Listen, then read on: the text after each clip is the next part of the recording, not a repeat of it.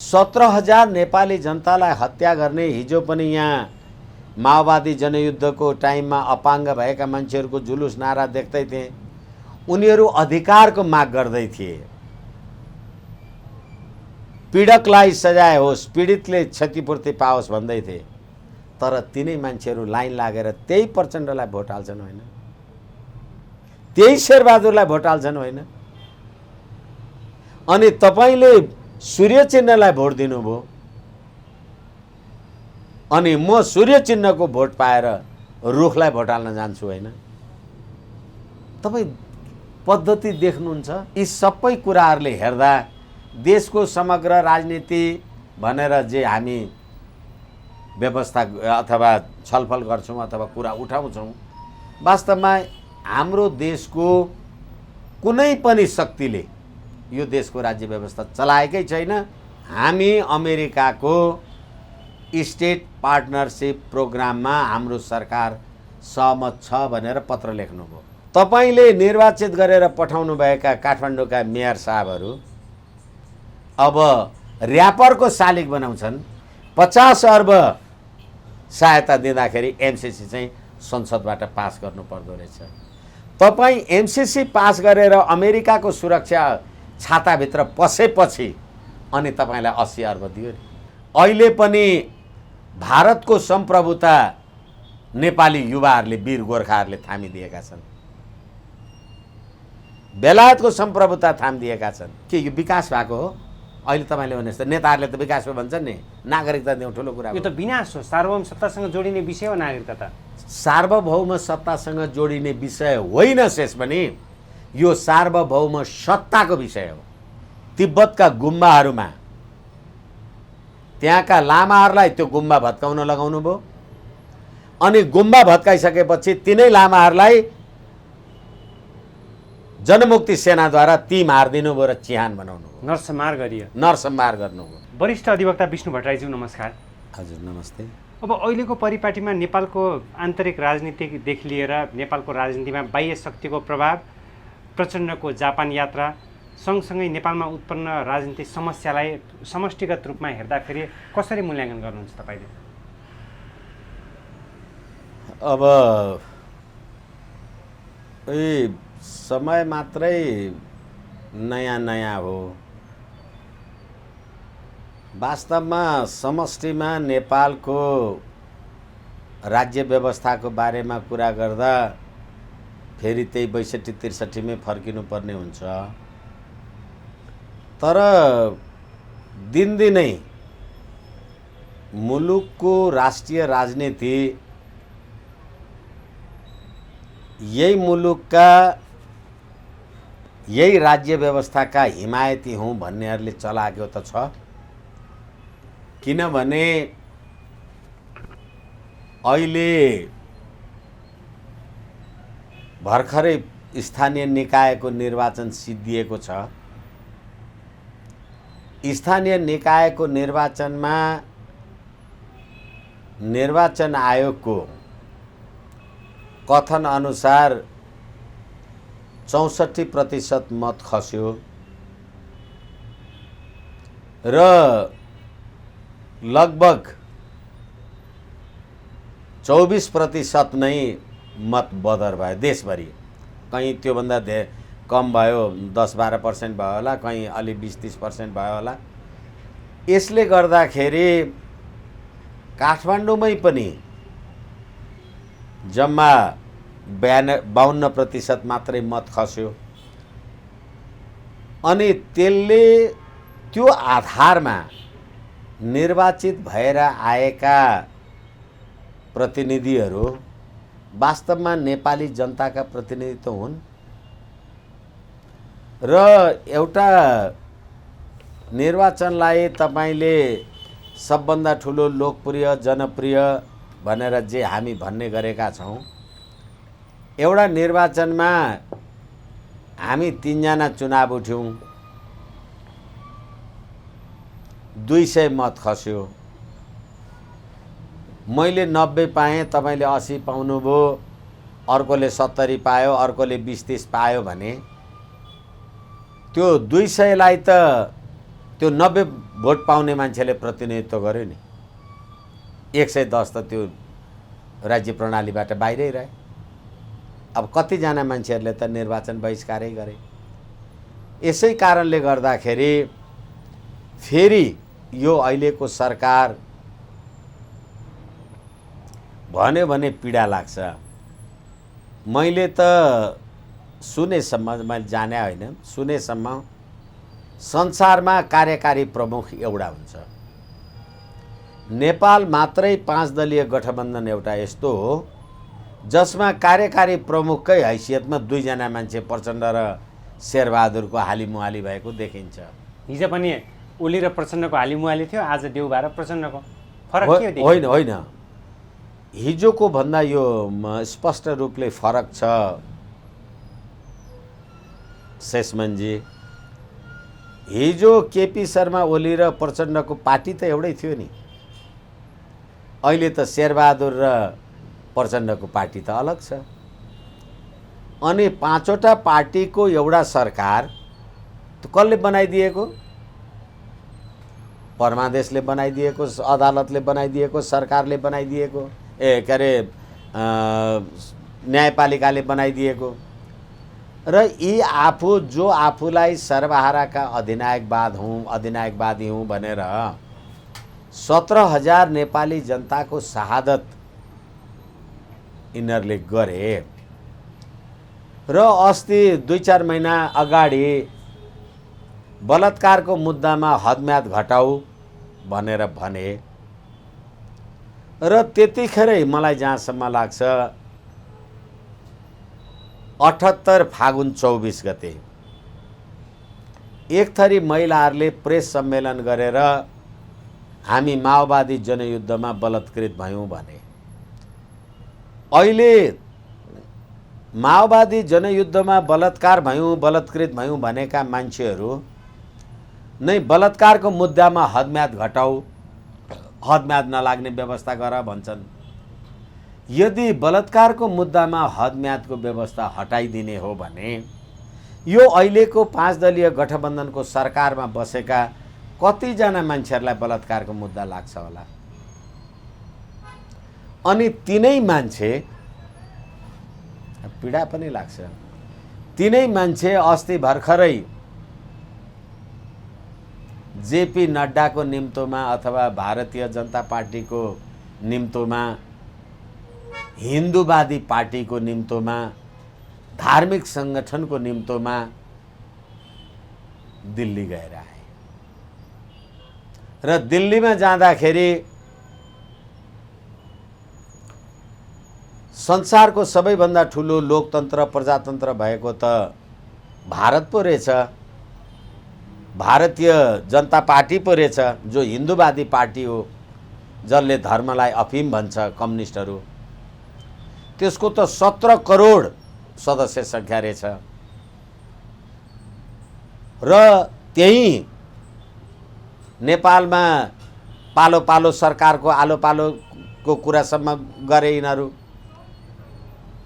अब त्यस्तो भनेर आएको मान्छे भारतको विरुद्धमा सुरुङ युद्ध गर्छु भनेर 17,000 नेपाली मारेको मान्छे अनि देशमा गणतन्त्र ल्याए भनेको मान्छे अहिले हेर्नुहोस् त कहाँ जान्छ? भारत जान्छ हिन्दूवादी पार्टीको निमन्त्रणामा, अनि जापान जान्छ राज संस्था भएको मुलुकमा। गणतन्त्र हेर्नुहोस्, यो संघीयता हेर्नुहोस्, यो धर्मनिरपेक्ष हेर्नुहोस्। त्यसो भए यो व्यवस्था धरापमा पर्न खोजेको भन्ने तपाईँको आशय हो? मेरो आशय होइन। यो व्यवस्था नेपाल र नेपाली जनताको राजकीय सत्ता र संप्रभु सत्ताको शक्ति र बलमा बनेकै होइन, आएकै होइन। त्यसकारणले यो नाटकीय प्रणालीको अन्त्य भनेको मैले तपाईलाई फेरि पनि म निवेदन गरौँ, तपाईँ कांग्रेस, तपाईँ पुँजीवादमा विश्वास गर्नुहुन्छ, समाजवादमा विश्वास गर्नुहुन्छ, व्यक्तिगत सम्पत्तिको स्वतन्त्रतामा विश्वास गर्नुहुन्छ, विचार र अभिव्यक्तिको स्वतन्त्रतामा विश्वास गर्नुहुन्छ। म माओवादी, म विचार र अभिव्यक्तिको स्वतन्त्रतामा पनि विश्वास गर्दिनँ, पुँजीवादमा पनि विश्वास गर्दिनँ। एकपटक त माओवादीहरूले मान्छे काटेको मारेको हेर्दा तिनै माओवादीलाई काटेर झोलामा टाउको हालेर ल्याऊ, झोलाभरि पैसा लैजाऊ भनेका थियौँ तपाईँ हामी। अहिले ती सबै एकै ठाउँमा बसेर मुलुक लुट्छन्। के सिद्धान्त छ, के दर्शन छ भने, के आदर्श छ? अनि तपाईँ सोध्ने यो व्यवस्था टिक्दैन, व्यवस्था छ। कहाँ छ व्यवस्था भनेको?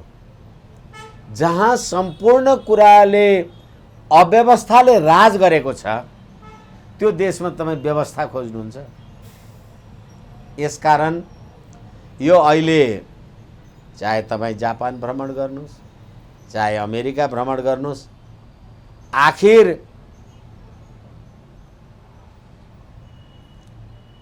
सत्य निरूपण तथा मेलमिलाप आयोग, माओवादी जनयुद्धको समापन भयो, पीडितले न्याय पाउनु पर्यो भनेर बनाइएको सत्य निरूपण तथा मेलमिलाप आयोग, बेपत्ता परिवारका पीडितहरूलाई न्याय दिने, यो 17,000 नेपाली जनतालाई हत्या गर्ने, हिजो पनि यहाँ माओवादी जनयुद्धको टाइममा अपाङ्ग भएका मान्छेहरूको जुलुस नारा देख्दै थिए। उनीहरू अधिकारको माग गर्दै थिए, पीडकलाई सजाय होस्, पीडितले क्षतिपूर्ति पाओस् भन्दै थिए। तर तिनै मान्छेहरू लाइन लागेर त्यही प्रचण्डलाई भोट हाल्छन् होइन, त्यही शेरबहादुरलाई भोट हाल्छन् होइन। अनि तपाईँले सूर्य चिन्हलाई भोट दिनुभयो, अनि म सूर्य चिन्हको भोट पाएर रुखलाई भोट हाल्न जान्छु होइन। तपाईँ पद्धति देख्नुहुन्छ। अनि यसको पृष्ठपोषक को होइन भने त नेपाली जनताले यो कुरालाई प्रतिवाद गर्नु पर्यो नि। तर जनताले त प्रतिवाद गरेन नि त। चुनावको नतिजामा त तपाईँले भने चाहिँ फेरि कांग्रेस एमाले र माओवादीकै हालिमुहाली हुन्छ। त्यसै कारणले गर्दाखेरि मैले धेरैचोटि भनेको छु, तपाईँ अघि पछि यो राज्य प्रणालीको आलोचना टिप्पणी अमुक नेता अथवा मन्त्री प्रधानमन्त्री भएको मान्छेलाई अत्यन्त तल्लो शब्दावली प्रयोग गरेर गाली गर्नुहुन्छ, लाइन लागेर त्यसैलाई मत हाल्नुहुन्छ भने त्यो गालीको औचित्य के होइन। म जतिसुकै उद्दण्ड उग्र हुँ, जहिले पनि तपाईँले मलाई जी हजुर भन्नुहुन्छ अनि त्यहाँबाट बाहिर चाहिँ मेरो कुरा काट्नुहुन्छ, त्यसले के फरक परेर? मलाई केही फरक परेन। यसैले यो सबै अपराधीहरूको साम्राज्य मैले भने, यो देशको संविधान निर्माणको कुरामा होस्, यो देशमा यो परमादेशको सरकार बनाउँदाका कुरा होस्, दिल्लीमा गएर 12 बुँदे समझदारी गर्दाका कुरा होस्, नेपाली जनतालाई थाहा थियो। अहिले एमसीसी पास गरेपछि नै प्रचण्डको भारत भ्रमण, हिन्दू राष्ट्रवादी पार्टी बीजेपी को भ्रमण, अनि एमसीसी पास गरिसकेपछि नै अमेरिकाको सुरक्षा अवधारणाको सदस्य, आईपीएस को सदस्य, जापान को भ्रमण, यी सबै कुराहरूले हेर्दा देशको समग्र राजनीति भनेर जे हामी व्यवस्था अथवा छलफल गर्छौं अथवा कुरा उठाउँछौं, वास्तवमा हाम्रो देशको कुनै पनि शक्तिले यो देशको राज्य व्यवस्था चलाएकै छैन। यी कठपुतलीहरू मात्रै हुन्। त्यसो भए देशभित्रको शक्तिले होइन कि देश बाहिरको शक्तिले चलाइरहेको छ नेपाल? निश्चित रूपमा। कुन शक्ति हो त्यो? स्पेसिफिक भइदिँदा स्पेसिफिक भइदिँदा हामीले एसपीपी हेर्यौं, state partnership program. State partnership प्रोग्राममा तत्कालीन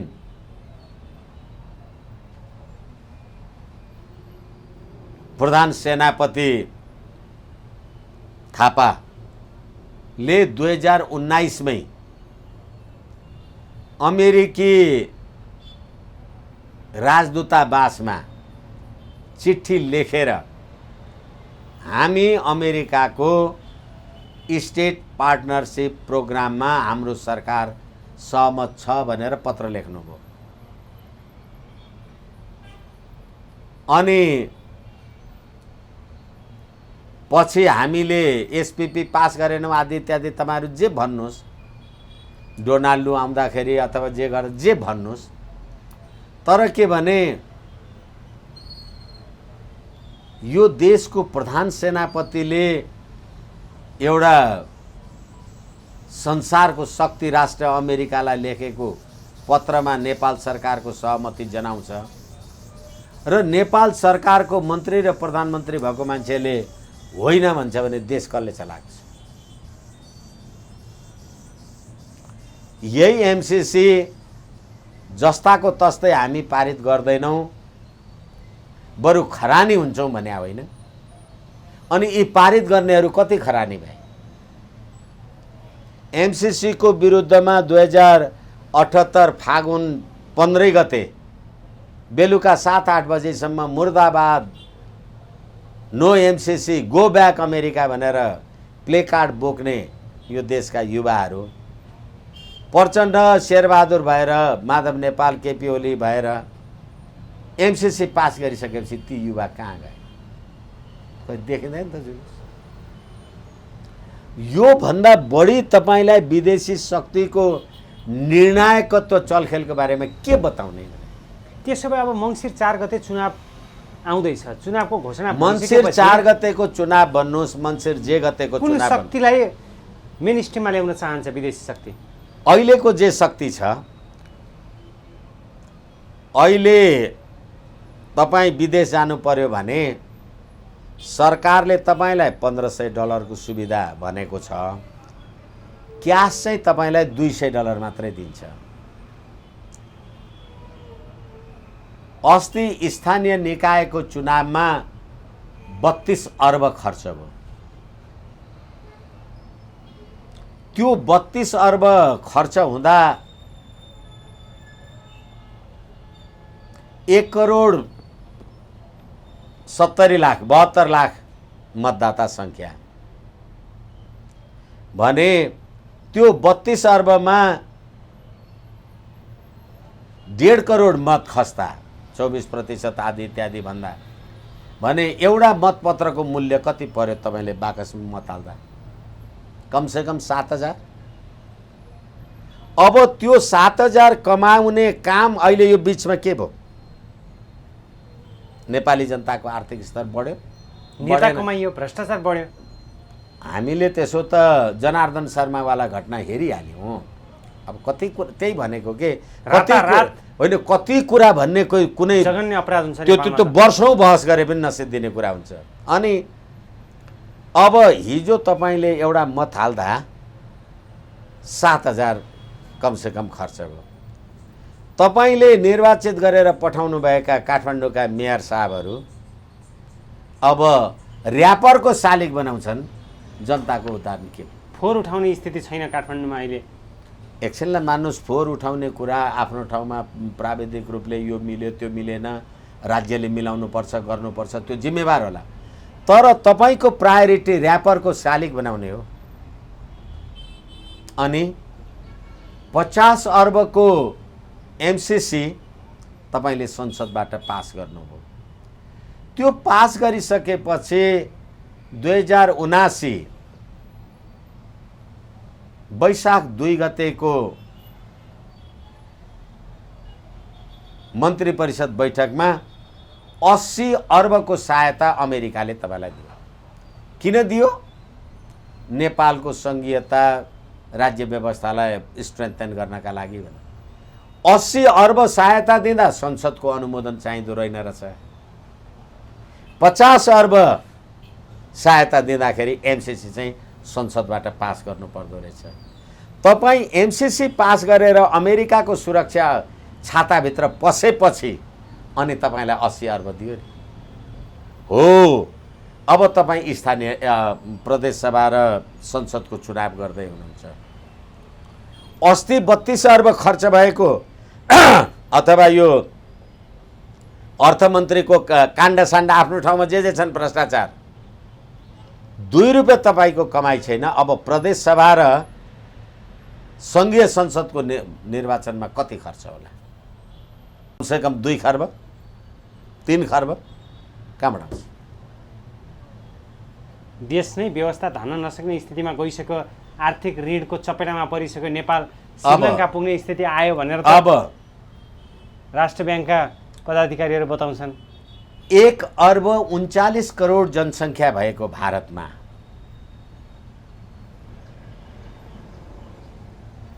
545 जना प्रतिनिधि सभा सदस्य हुन्छन्।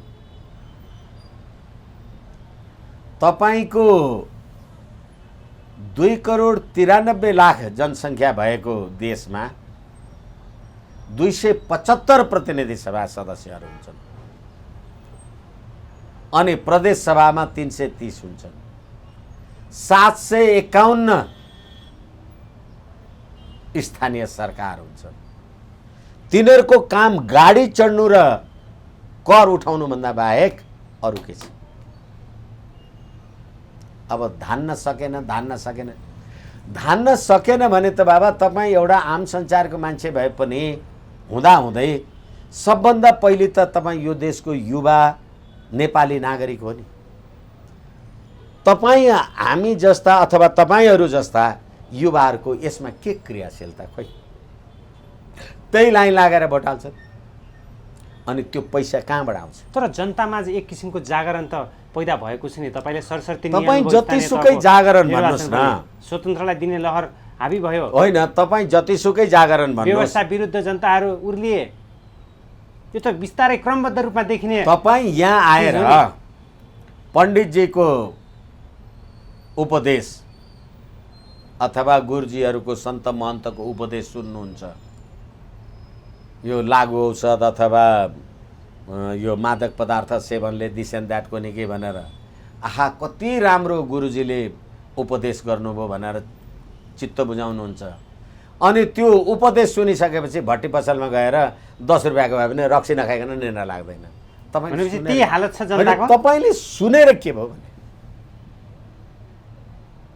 तपाईँ स्थानीय निकाय, यो प्रकृति त तपाईँले बनाएको होइन नि। खोला तर्न जानुहोस्, डुङ्गामा 25 रुपियाँ कर, अनि त्यो डुङ्गा तर्दै गर्दाखेरि तपाईँ मर्नुभयो 1000 रुपियाँ कर। मृत्यु दर्ता त गर्नु पर्यो नि। मेरो बाउ मर्यो त कहाँ प्रमाणित गर्दा मैले 1000 रुपियाँ किन दिनुपर्ने? केही छ बाँकी? अनि देशको संस्कृति सम्पदा नेपाली अहिले वैदेशिक रोजगारमा जाने युवाहरू देशले औपचारिक रूपबाट तपाईको देशले शेषमणि औपचारिक रूपबाट आफ्ना नागरिक बेच्छ। तपाईलाई वैदेशिक रोजगारमा जाने लाइसेन्स दिने भने बेचिया होइन? युवाहरू बेचिए विदेशमा। तिमी बेचिन गइरहेछौ, 50 लाखको घरबारी बेच्छौ अनि त्यो वैदेशिक रोजगारका निकायलाई ठेकेदारहरूलाई कति पैसा दिन्छौ, अनि पासपोर्ट र कोनिके लिँदा सरकारलाई कति दिन्छौ, छिटो गर्दै भनेर घुस कति खिलाउँछौ, अनि वहाँ गएर यो गर्मीमा पसिना काटेर रेमिटेन्स पठाउँछौ, अनि त्यो रेमिटेन्स पठाएर म चाहिँ नेता भएर म यहाँ राज्य सत्तामा बसेर लुट्छु, अनि त्यही रेमिटेन्सले देश चलाउँछौ। चलाउनुहुन्न तपाईँ, पख्नुहोस्। अनि त्यहाँबाट उहाँ काम गर्दै गर्दाखेरि मेरो युवा भाइ त्यहाँ मर्छ, अनि लास ल्याउनको लागि पनि तिमी डराउने ठाउँ दिँदैन। लास ल्याउनलाई पनि राजनीति हुन्छ। व्यवस्था चलाउनु भएको छ। हिजो यो देशका वीर गोर्खाली, आजसम्म पनि हामी वीर गोर्खाली भन्छौँ, अहिले पनि भारतको सम्प्रभुता नेपाली युवाहरूले वीर गोर्खाहरूले थामिदिएका छन्। बेलायतको सम्प्रभुता थामिदिएका छन्। अनि तिनै युवा तिमी बेच्नलाई पठाउँछौ अरब खाडीमा। त्यसले पठाएको पैसा मेरो छोरो नाति त्यहाँ रहेछ भने पठाएर 2-4-10,000 डलर। म घुम्नलाई छोरालाई भेट्न जाउँ भन्यो भने $1,500 भन्दा पाउँदैनस् भन्ने पतितहरूको राज्य। अनि खोइ युवा कहाँ छन्, को बोल्छ? अनि जब तपाईँ चुप लागेर बस्नुहुन्छ म उति गडगडी गर्न पाउँछु। अहिले तपाईँ प्रतिनिधि सभाको निर्वाचनको घोषणा भयो भन्ने कुरा गर्नुहुन्छ। कानुनको सिद्धान्त छ, अदालतको विचाराधीन रहेको विषयमा बाहिर छलफल गर्नु हुँदैन। अदालतको विचाराधीन रहेछ भने पार्लियामेन्टमा पनि छलफल गर्न पाइँदैन। त्यसै गरेर राजनीतिक निर्णय गर्ने, राजनीतिक दलका लागि राजनीतिक नेताहरूलाई निर्वाचनमा निर्णय गरेर भोट दिने र नदिने को हुन्? नेपाली जनता हुन्। अब तपाईले चुनावको घोषणा गरिसकेपछि अब तपाईँ जनताको अदालतमा जानुभयो। मङ्सिर 4 गते चुनाव हुन्छ, असोजको कति गते नोमिनेसन गर्नुपर्छ भने तपाईको संसद सदस्य अब कायम रहेन, उसका भोट माग्न जानुभयो, जाने घोषणा गर्नुभयो। तर त्यही ट्याक्लो भिरेर उसले तिरेको कर खाएर फेरि भोट माग्न जानुहुन्छ र तपाईँ त्यही हाल्नुहुन्छ। के युवा कुरा गर्नुहुन्छ, के नेपाली जनताका कुरा गर्नुहुन्छ? कुदेर सिंहदरबार पुग्ने हो भने, गफै गरेर हुने हो भने, डाक्टर वकिलै भएर हुने भने म हुन्थेँ नि त मन्त्री प्रधानमन्त्री, किन भए त? जनताको अभिमत चाहियो। जनताले मलाई किन भोट हाल्दैन? मसँग पैसा छैन। 5 वर्षमा एक दिन हाँसेर मैले दिएको 10,000 खाएर हाँसेर मलाई भोट दिनुस्, बाँकी 4 वर्ष 364 दिन चाहिँ धुरुधुरु रोइराख्नुहोस्। आज कर तिर्नुहोस्, भोलि जन्म दर्ता, पर्सि मृत्यु दर्ता, यता पासपोर्ट दर्ता, यता राष्ट्रिय परिचय पत्र बनाउने नेपाली जनताले टोपी लाउनु हुँदैन। अनि तिनीहरूकै सरकार बनाउन भोट हाल्नुहुन्छ लाइन लागेर। त्यसो भए जुन हिसाबले समस्याको चाङ थुपार्नु भयो तपाईँले, अब समाधानको बाटो के त? समाधानको उपाय के त? एकछिन, जनता सच्चिनु पर्यो अथवा व्यवस्था सच्चिनु पर्यो, मैले दल सच्चिनु पर्यो? मैले चाङ थुपारे कि मैले भनेको कुरा गलत भइदियोस् न? तपाईँ मलाई यति कुरा चाहिँ होइन वकिल साहब यो तिम्रो कुरा बढी भयो भनेर भन्नुहोस्। तर यही प्रश्न गर्दा फेरि नेताहरू, सत्तारूढ दलका नेताहरूको मुखबाट त फेरि राम्रो सकारात्मक कुरा आउँछ नि। एकछिन न, तपाईँले राम्रो सकारात्मक भनेर यस्तो लाक्षणिक कुरा नगर्नुहोस्। स्पेसिफिक राम्रो के राम्रो ल भन्नुहोस् मलाई, एउटा राम्रो उदाहरण दिनुहोस्। भने विकास निर्माणको कार्य भइरहेछ भन्नुहुन्छ उहाँहरू। एकछिन, के विकास? तिथि अन्त्यको लागि तपाईँ अहिले माइतीघर मण्डलामा, देशको प्रमुख सचिवालय भएको माइतीघर मण्डलाको अगाडि ऊ त्यहाँ मान्छे धर्नामा बसेका छन्। त्यो बाटो बनाउँदाखेरि, त्यो पिच गर्दाखेरि त्यहाँ भएको ऊ यो अगाडिको खाल्डो हेर्नुहोस् त। यहाँभन्दा तपाईँ विकास के खोज्नुहुन्छ? अनि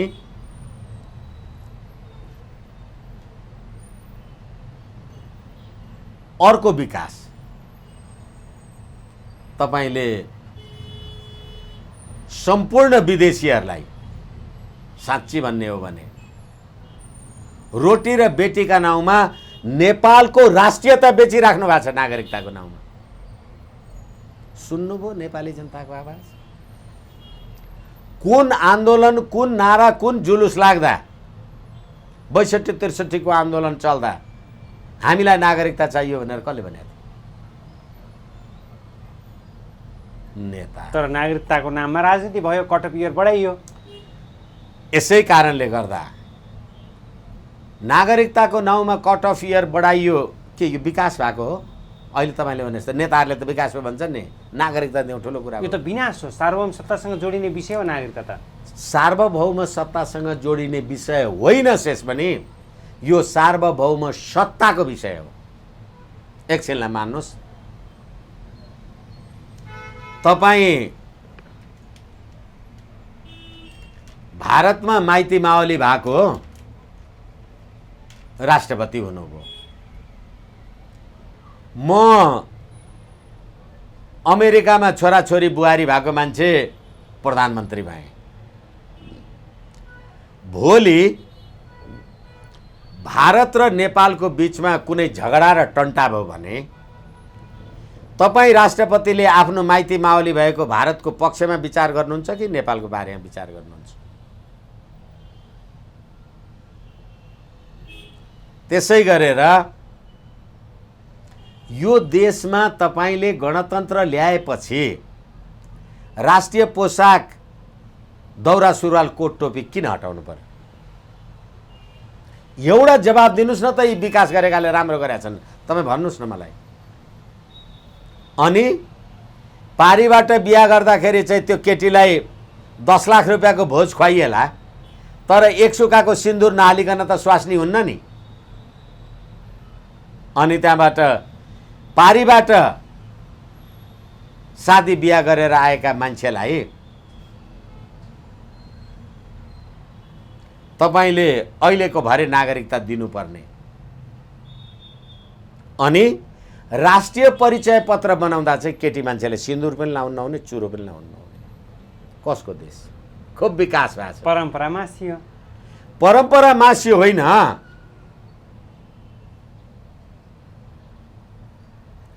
तपाईको सभ्यता संस्कृति। अहिले इस्कोन हेर्नुहुन्छ नि, अथवा सबैजनाले हेरे हुन्छ, त्यो इस्कोनमा नाच्ने गीत गाउने अथवा हरे राम हरे कृष्ण भनेर जे भन्छन् उनीहरूले, तिनीहरूले साडी नै किन लगाएको भन्नुहोस् त?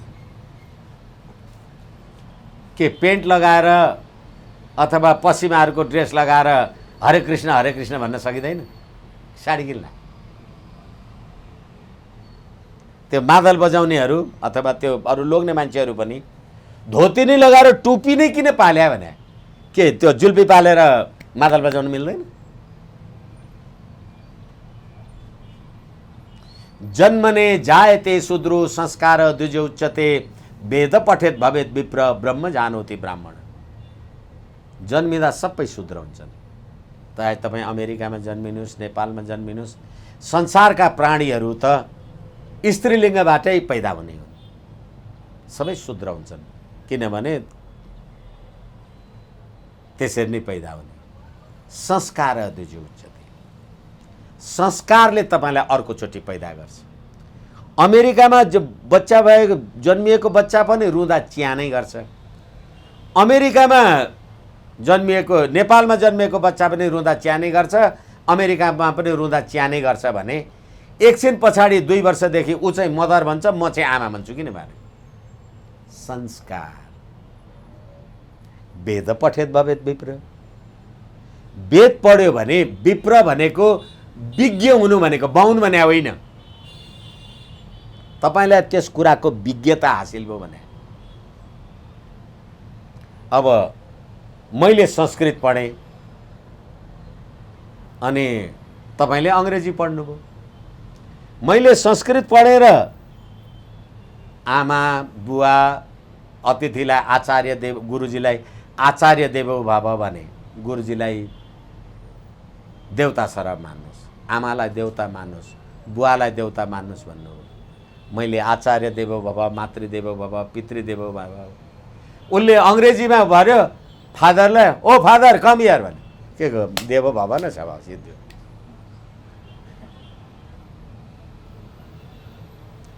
वेद पठेत भवेत विप्र ब्रह्म जानोति ब्राह्मण। यो ब्रह्माण्डको बारेमा तपाईलाई जे ज्ञान हुन्छ, एकछिनलाई मान्नुहोस् न, योगी महाराजहरू पण्डितजीहरू यो वचन पढ्छन् नि, त्यो जसले तपाईलाई यो आदर्श अथवा वेद पुराण भन्छ होला, त्यसको जात हुन्छ? योगीको त जात हुँदैन। अनि त्यो कामी हो कि बाहुन हो कि भट्टराई हो कि छेत्री हो, के हो? त्यो संस्कार। हाम्रो त्यो संस्कार सभ्यतालाई समाप्त गर्नका लागि अनि हाम्रा चुरा धागो पोते छिन्नु परेन? दुर्योधनले दुशासनलाई लगाएर द्रौपदीको चिरहरण गरेको थिएन? अहिले यी सब सबै यी दुर्योधन देख्नुहुन्न तपाईँ? विकास भएको एउटा भनिदिनुहोस् मलाई। यसै कारणले गर्दा फेरि पनि भनेको छु, मैले धेरैचोटि तपाईँहरूसँग भनेको छु, तपाईँलाई औषधि, तपाईँ बिरामी हुनुहुन्छ, मलाई इन्जेक्सन लाएर हुँदैन। तर इन्जेक्सन लाउँदा त गोज्दा त दुख्छ नि। दुख्छ भनेर इन्जेक्सन लाउने कि नलाउने हो? लाउने हो भनेदेखि यो राज्य व्यवस्थाको विरुद्ध सडकमा आउनुहोस्, आन्दोलन क्रान्ति के हुन्छ त्यो त गर्नुहोस्। अब जुन हिसाबले सडकमा आउन आह्वान गर्नुभयो यो राज्य व्यवस्थाको, यसै क्रममा अहिले नेपालको आन्तरिक राजनीतिक गतिरोधका कारण विदेशी शक्तिहरूले सजिलै रूपमा आफ्नो प्रभाव, आफ्नो प्रभुत्व जमाउने प्रयास गरिरहेका छन्। नेपालमा अमेरिकाको प्रभाव, चीनको प्रभाव र भारतको प्रभाव नाङ्गो रूपमा देखेको इतिहास हामीसँग धेरै छ। अब अहिले प्रचण्ड जापानमा हुनुहुन्छ, केही समय अगाडि भारतमा हुनुहुन्थ्यो। उहाँ भारतबाट नेपाल फर्किसकेपछि नेपालमा नागरिकता विधेयक पारित भयो। अब उहाँ जापान भइरहँदाखेरि जापानमा अमेरिकी सेना छ, अमेरिकाको निकटको देश भनेर पनि चित्रण गरिन्छ। चीनलाई यसले पार्ने प्रभाव अथवा चीनसँग जोडिएको विषय हुनसक्छ प्रचण्डको यो जापान भ्रमण?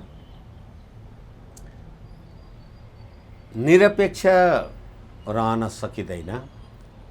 मैले तपाईँहरूसँगै कुरा गर्दा भनेको छु, एमसिसी मिलेनियम च्यालेन्ज कम्प्याक्टमा धेरै कुराहरूका अतिरिक्त त्यो एमसिसी अन्तर्गत भएका काम कारबाहीहरू, त्यस अन्तर्गत आउने जाउने मानिस, व्यक्तित्व, मेसिन, औजार आदि इत्यादि के छन् र त्यो एमसिसी परियोजना लागू भएको ठाउँमा कुनै हत्या, बलात्कार, लुट जे भयो भने नेपालको कानुन लाग्दैन भनेको कुरा भएपछि अब चीनको सिमानामा गएर, किनभने तपाईँ एमसिसी अन्तर्गत को मान्छे आए हेर्न पाउनुहुन्न। फेरि म तपाईँलाई सम्झाउँ, अब यो कति भन्ने हुन्छ सधैँ। भारतले मानसरोवर जाने बाटो बनायो अनि मानसरोवर जानका लागि लिपुलेक, लिम्पिया, धुरा, कालापानी उता हुँदै भारतको बाटो हुँदै बाटो बनाउँदा त्यहाँ बाटो खन्नलाई सेना किन पठाएको? बाटो त कुल्ली कमाडीले खन्नुपर्ने नि, सेना किन पठाउनु भयो? किनभने त्यसको सामरिक र कूटनीतिक महत्त्व छ भन्ने बुझ्नुहोस्। त्यसै गरेर अब नेपाल चीन सीमाको केरुङ, रसुवामा अमेरिकाले विद्युत लाइन प्रसारण गर्दा अमेरिकी सेना आयो र त्यतिखेर चिनिया सेनाको बिचमा द्वन्द्व भयो भनेदेखि, अथवा चिनिया सेनाले त्यसलाई प्रतिकार गर्यो र त्यो बढ्दै गयो भने को मर्छ? अमेरिकन मर्छ कि नेपाली मर्छ? यसै कारणले गर्दाखेरि एकपछि अर्को र प्रचण्डको कुरा त हेर्नुहोस्, प्रचण्ड मात्रै होइन, यी 17,000 हत्याराको कुरा तपाईँ हेर्नुहुन्छ भने त अहिले सत्य निरूपण तथा मेलमिलापको लागि एउटा विधेयक आयो, ऐन संशोधन गर्ने विधेयक आयो। एमनेस्टी इन्टरनेसनलले, International Human Rights for Justice भन्ने निकायहरूले त्यो विधेयक हुँदैन भनिदियो। मेरो देशको पार्लियामेन्टमा मैले कुन कानुन बनाउनु पर्छ अब नेपाली जनतालाई थाहा हुँदैन, विदेशीले भन्नुपर्छ। देश सम्प्रभु सम्पन्न छ, बुझ्नुहुन्छ सम्प्रभुता त? त्यही कुरा मैले नेपाली युवालाई भनेको। अहिले आम सञ्चारकर्मीसँग कुरा गर्नु पर्दा त्यो आम सञ्चारकर्मी पनि युवा नै हो, नेपाली नै हो भनेर त्यसलाई पनि भने हो। यो विचार गर्नु पर्यो नि। मलाई नेपाल चाहिए, कति चाहिन्छ? म 7 दशक पुग्न लागेको मान्छे, हद्द बाँचे भने 4 वर्ष, 5 वर्ष, 6 वर्ष। तर तपाईँलाई त नेपाल अब 50 वर्ष चाहिएला नि। यस्तै युवाहरूले 50 वर्ष चलाउन त नेपाल। पृथ्वीनारायण शाहले त 1625 विक्रम सम्वत 1825 बनाएर अहिलेसम्म चलाएर ल्याए। जसले विदेशीको आशीर्वादमा नेपालमा सत्तामा पुग्न सकिन्छ भन्ने आशय बोकेर विदेश जान्छन् नेपालका नेताहरू, त्यसको दृष्टान्त प्रचण्ड हुन्। एकछिन, विदेशमा गएर सत्तामा पुग्न सकिन्छ भन्ने होइन।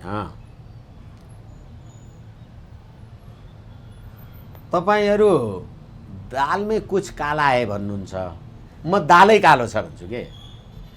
12 बुँदे समझदारी दिल्लीमा गर्दा को नेपालीलाई थाहा थियो? एमसीसी सही गर्दा कुन नेपालीलाई थाहा थियो? एसपीपी को प्रसङ्ग अघि हामीले कुरा गर्यौँ, कसलाई थाहा थियो? एसपीपी को प्रसङ्गमा कुरा उठ्दै गर्दा यहाँ नेपालमा हामी पास गर्दैनौँ भने सिडनीमा भएको अस्ति भर्खरै भएको संसारका 26 वटा देशका सेना प्रमुखहरूको बैठकमा नेपालका प्रभुराम शर्मा भाग लिएर आए। अनि कसलाई थाहा छ? नेपाली जनतालाई थाहा छ? थाहा छ भने किन प्रतिकार गर्नुहुन्न? थाहा छैन भने किन त्यो कुराको बारेमा जानकारी गर्न चाहनुहुन्न? यही हिसाबले देश चल्छ त। यसैले देशका युवाहरू जागरुक हुने यो अवस्था। अब अहिले परराष्ट्र मन्त्री नारायण खड्का पनि चिनिया समकक्षी वाङ यीसँग भेटवार्ता गर्नुभएको छ। नेपाल पश्चिमाहरूसँग मात्र छैन, चीनसँग पनि छ। हामी समान रूपमा कूटनीति राख्छौँ भन्ने सन्देश दिएका हुन सक्छन् नारायण खड्काले, किनकि चीन एमसीसी पारित एसपीपी को विषयलाई लिएर कहीँ न कतै रुष्ट छ कि भन्ने आशय त व्यक्त भइरहेछ नि। अब धेरैचोटि भनिसकेँ मैले, डोनाल्ड लूले अस्ति 78 माघ 24 गते के भन्नुभयो? प्रचण्ड र शेरबहादुर देउवाले एमसीसी को अवधि बढाउने भन्दा 5 वटा कुरा धेरैचोटि भनेको छु मैले, तपाईँहरूसँगै भनेको छु। एमसीसी जस्ताको तस्तै पास गर्नुहोस्, एमसीसी संशोधन हुँदैन, एमसीसी अनुमोदन पारित गर्नका लागि अब समय थप दिन्नौँ, हामी समय थप स्वीकार गर्दैनौँ। यदि यो कुरा मान्नुहुन्न भने अमेरिकाको नेपाल नीति हामी परिवर्तन गर्छौँ। तब पनि कुरा मान्नुहुन्न भने नेपाल चीनतिर ढल्केको हो भन्ने कुरा हामी बुझ्छौँ।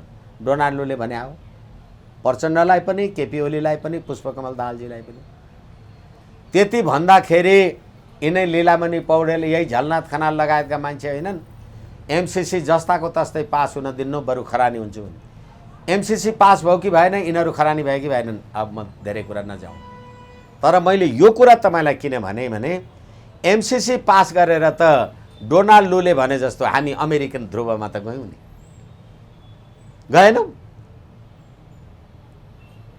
अनि अस्ति भर्खरै पुष्पकमल दाहालको कुरा गर्नु, भारत गएको कुरा तपाईँले गर्नुभयो।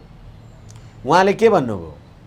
हामी न भारततिर ढल्किन्छौँ न हामी चीनतिर ढल्किन्छौँ, हामी त तटस्थ नि। अमेरिकालाई साम्राज्यवादी शक्ति भनेर गाली गरे पनि चीनको पनि त साम्राज्यवाद होला नि, किनभने चीनमा पनि राष्ट्रपति छ, चीनमा पनि प्रधानमन्त्री छ। र एउटा कुनै पाहुना आएर घुम्ने बित्तिकै उहाँहरूले आफ्नो देशको सम्प्रभुतामाथिको अतिक्रमण हो भनेर ठान्नुहुन्छ भने तिब्बत मामिला के हो? र नेपालमा रहेका तिब्बती शरणार्थीहरूलाई नेपालको तत्कालीन राज संस्थाले जुन प्रकारको शरणार्थ दियो होला अथवा जे होला, होइन भनेदेखि त माओ सेतुङले धर्म भनेको अफिम हो भन्ने नाउँमा तिब्बतका गुम्बाहरूमा त्यहाँका लामाहरूलाई त्यो गुम्बा भत्काउन लगाउनु भयो। अनि गुम्बा भत्काइसकेपछि तिनै लामाहरूलाई जनमुक्ति सेनाद्वारा ती मारिदिनु भयो र चिहान बनाउनु भयो, नरसंहार गरियो, नरसंहार गर्नुभयो। आज त्यो नरसंहारबाट तत्कालीन नेपालको राज संस्था, नेपालको राजनीति, असंलग्न परराष्ट्र नीतिले त बचाएको थियो। फेरि उनीहरूले त तिब्बतीहरूलाई शरणार्थीलाई फिर्ता गर भन्दा त राज संस्थाले फिर्ता गरेन। तर अस्ति उजराजिया नेपाल आउँदा नेपालको प्रधानमन्त्रीलाई भेट्दा त उहाँ हाम्रो स्वयम्भू गएर नेपालमा रहेका तिब्बती शरणार्थीलाई त्यत्तिकै भेट्नुभयो। यसकारणले जुनसुकै घटना पनि घट्न सक्छन्, नेपालभित्र तिब्बत मात्रै र घट्न सक्छ भन्ने चीन हुनुहुन्छ अथवा विश्व चीन र ताइवानको कुरालाई तपाईँ जसरी उसमा लिनुहुन्छ त्योभन्दा धेरै खतरा एमसिसीको माध्यमबाट ठ्याक्कै नेपाल र चीन सीमा जोडिएको रसुवा केरुङ काठमाडौँ हुँदै गोरखपुर भारतसम्म पुग्ने जुन तपाईँले एमसिसी पास गर्नुभएको छ त्यसले अरू बढी खतरा निम्ताउँछ एक। र अहिले प्रचण्डको आइपिएस अन्तर्गतको इन्डो पेसिफिक स्ट्राटेजी अथवा अमेरिकी सैन्य रणनीति अन्तर्गतको गतिविधिमा जापानको जे भिजिट भइराखेको छ, अस्ति पनि उहाँले भारतमा को भिजिट गर्दाखेरि पनि नेपालको प्रधानमन्त्री पद हामी आलो पालो गरेर खान्छौँ, वेटिङ प्रधानमन्त्री भनेर जे भन्नुभएको छ, यी सम्पूर्ण कुराले गर्दा हाम्रो राष्ट्रिय एकता अखण्डतामा अत्यन्त ठुलो चुनौती आएको छ। भनेपछि विश्व शक्तिको प्रभाव नेपालमा बढिरहँदाखेरि नेपालमा उच्च जोखिम छ, जतिखेर पनि जस्तो घटना घट्न सक्छ, जेसुकै पनि जोखिम छ। र तर युद्धको रूप लिन सक्छ भन्ने तपाईँको युद्धको रूप लिनलाई नि तपाईँ र म लापा खेल्नलाई तपाईँ र म बराबरी बलियो भयो भने लापा खेल्ने हो। म तपाईँभन्दा 100 गुणा दुब्लो छु भने तपाईँलाई थर्काउने बित्तिकै चुप लाएर बस्ने हो। के युद्ध? यिनै लाछीले गर्ला नि युद्ध।